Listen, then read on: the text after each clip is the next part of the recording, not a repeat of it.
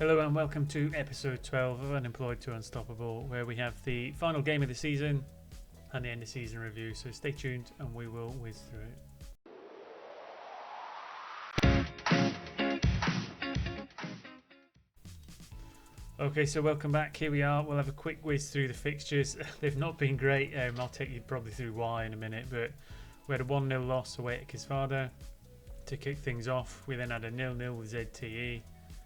We were unfortunate, we had a 4-3 defeat at Vasas. However, positive that came from that is Jurgen's got his first couple of goals in a long time, so perhaps he's starting to find that bit of development and form that we need him to kind of get quickly. We then had a home game against MTK, which we got beat 2-1, an away draw with Pax 1-1. We got well and truly beat by Ferencváros 4-1, with Bensvej getting a really late goal just to make it look a little bit less of a thrashing than it was. We then managed to get an away win at Puskas. We got a 3-0 win. Again, Jurgen's getting on the score sheet. And then we got another victory away at Győr. Again, Jurgen's got another one there in the 94th minute. And then he scored his third goal in 3 games as we got a 1-1 draw with Újpest. Last game before today, we got beat 1-0 by Fehérvár, which is again quite disappointing because they're quite down near the bottom, which leaves us with the final game against Kecskemét just to end the season. It's quite good that we've got them next because in terms of the league table, we've avoided relegation. We're a good 10 points clear. I think we were never in any real danger of going down. But this game against Kecskemét means that if we win, we finish 7th. If we lose, we finish 8th. So there is a little something to play for in terms of prize funds and prize money. As for why we're not doing so great in the league, I mean, I've been through the planner multiple times. I've looked at our players developmentally. And I think in essence, the big problem we've got is that we've only actually got 3 players who are classed as being League 1 standard, which is Adam Pinter, attacking midfielder on the right, and then we've got 2 midfielders, Dominik Stołka, who's in on loan, and Bertalan Boxar, who we just got in the January transfer window. But outside of them 3, everyone else is classed as a Division 2 player standard, which is something we really need to address in the next transfer window. The other thing I say is probably looking at capitalising on our stock at the market in a minute. We've just ended the 3rd season now. We've had a promotion. We've managed to stay in the division. We've managed to squeeze out 2 coaching badges. So we've got a 2-star reputation, National A licence now. The stats have improved somewhat. So I think it's probably time that we start looking for our next opportunity, either within Hungary, a higher class team, or outside of Hungary somewhere else. So I'll keep an eye on the job market. I'll just show you quickly what's kind of available. So in terms of already available, there's lots of jobs in England in League 2, League 1, Championship. There's an odd job in Bulgaria, a couple in Slovakia and 1 in Scotland. So that's what's open at the minute. But in terms of what's insecure, there's a whole host of clubs across the globe coming up for possible availability. As the season ends and teams go down and teams go up, there might be something on the cards for us. So I'll get us ready for the next game. We'll get through that. We'll get through the end of season reviews, and if anything crops up in between in terms of a job opportunity, I'll bring you straight back. So stay tuned. And welcome back for what is the final game of the season. We've changed the formation slightly, so we've taken out that kind of deeper line midfield and put them into a flat front midfield 3. It seemed to work a lot better for us in recent matches. I say a lot better, with form still in the gutter, but we were doing a little bit better in terms of creating chances. So starting line, we've got Gundel Takacs in goal, a back 4 of Kalmar, Toth, Sabo and Nagy. And we've got midfield 3 of Stołka, Kasonka and Milan Kovacs. And then a front 3 of Horvath, Pinter and Jurgens. Jurgens looking for hopefully his 4th goal in 5 games, so perhaps he's turned the corner. So if we don't get any job opportunities, he should be in a good state for us coming into next season. So we'll just get through all the pre-match gumph that comes through, and we'll get straight into the game. In terms of prize money, I don't think it's massive whether we come 7th or 8th. The prediction for where we come next season is going to be key as we go into next season's transfer window. And there's probably going to be a few players who look to get rid of. So Kovacs, who's dropped down in terms of standard and he's at 34 now, and a few other players that did as well in the 2nd division but probably aren't where we need them at the minute. Is Balint Geiger puts KTE 1-0 up, So not a great start to the game, but he's probably par for the course for the last 10 games or so. That's a lovely little dummy out to the edge of the box. Couple bits of one-touch football, and they stick it in the bottom corner. Highlight straight from the kickoff then. Kovacs out to Nagy. Kasonka pushing down the right into Jurgens. He's missed the target, but he was offside. Looks like they've got another highlight coming from the back. And what he's promising to see is we've got, oh, well, I don't know what our centre half's doing there. He should have gone to the ball and he could have cleaned it up comfortably. So they've managed to push them back a little bit initially. They've broke through again. Been saved by the frame of the goal. Not really had any chances for us on target yet. Again, we're in a balanced approach. Hopefully we'll build our way into the game as Sabo takes it away from the keeper there. Toth and Kalmar building from the back. Again, they're managing to hold us quite deep at the minute. Kovacs through to Kasonka, Pinter down the right, who is our standout player. And all I can say is what probably saved us from relegation is he signed a new contract. As they feed the ball to Horvath on the left, he picks a spot from the edge of the box and he's put us back in the game. So Ollie Horvath, who's not been a first team player as such this year, fed in on the left hand side. He's one of them players that's due a contract renewal. The coaches are kind of saying he's not worth keeping because he's not the right standard. I tend to probably agree with him as he gets a throw in down the left hand side. But this could make me change my mind depending on how he plays in the last game of the season as Nagy comes to the edge of the box. And he just whistles over the top of the crossbar, grazes the netting. Another kick long. They're building out from the back this time. I've seen a lot of Zabos as I've made my way around Hungary. I've got to look to win the ball back here or they're going to get it. So Pinto with some hard work down the right hand side gets the ball back. Nagy into Kasonka, who's been another promising player. He's probably stepped up quite well from the second division to the first. Pinto breaks down that right hand side back to Stojka. Kovacs wide left to Kalmar, who's come up forward. Horvath with another chance from a similar place. He wants that new contract, I think. The 25th minute. KT with a chance up there, and Dominic Geiger left with acres of space there. I don't know what the centre halves are doing, but they should be pushing a lot better than that. And the corner comes in. Meshki unmarked. Free header. And puts them back 2-1 up. In he comes. I mean, there was two of them really. And we had a man on the post and he still managed to get it in. So, not the ideal game we want to see. Just past the half-hour mark. Nothing from Jurgens yet. Hoping to get him scoring some goals, but it's not quite going the way we want. Into half-time then. I mean, in terms of XG, we're not looking like the better side. Let's see what changes we can make. I mean, we've got a couple of frustrated players. I don't think we've been unlucky. I think we want a better display in the second half because that's not what we're capable of. We're capable of a lot more than that.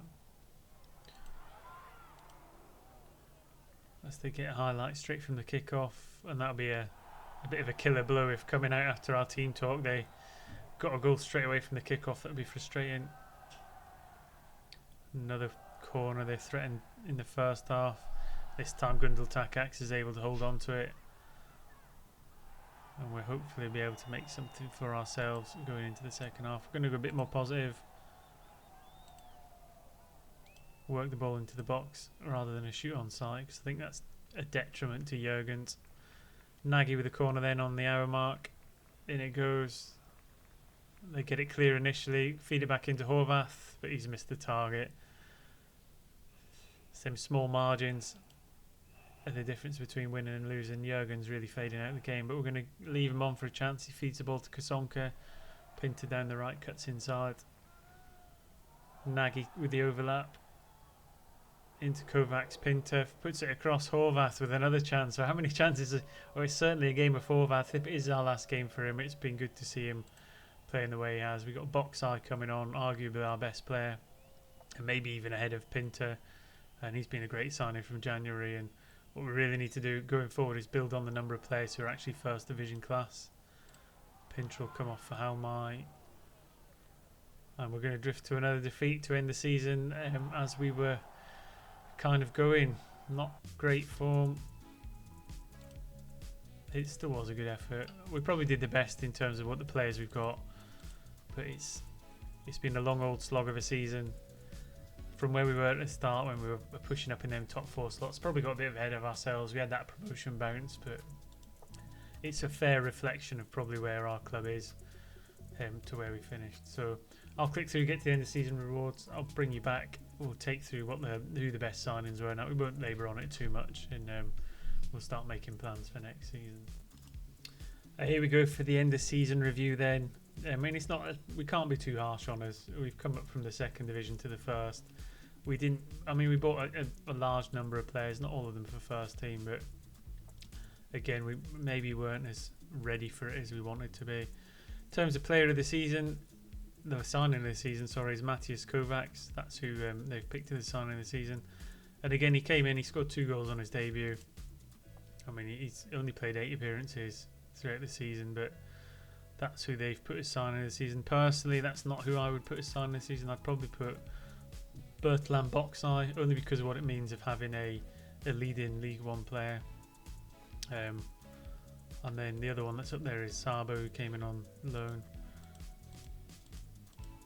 Not a lot of reactions in terms of transfer boards, but in terms of transfers out, again, Nemeth went, get him off the wage budget, he wasn't really playing. Bent Smolnar, a youngster. A couple tried and tested, so Vichin and Soreto. Sad to see them go, but I think they played their part.